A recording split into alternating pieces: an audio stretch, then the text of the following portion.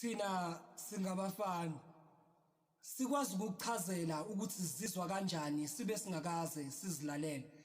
Sikwazi ukusukela uzithulele. Sikutshela ukuthi khona esikuzwayo ngawe imizwa ibizithulele. Thina silawulwa yihlo malibone sikufisayo. Umlomo uqambela imizwa sithi khona esikufilayo. Siveze konke okuhle ngathi kanti khona esikufihlayo. Thina sikhuluma ofuna ukuzwa sisho lokho esingakuzwa uma kukhona esifuna ukukuzuza.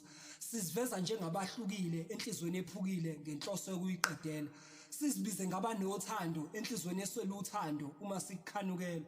Thina singabakhohlisi abangakhohlwa ukukukhumbuza. Sikukhumbuza njalo ukuthi siyakuthanda noma sikukhohlisa.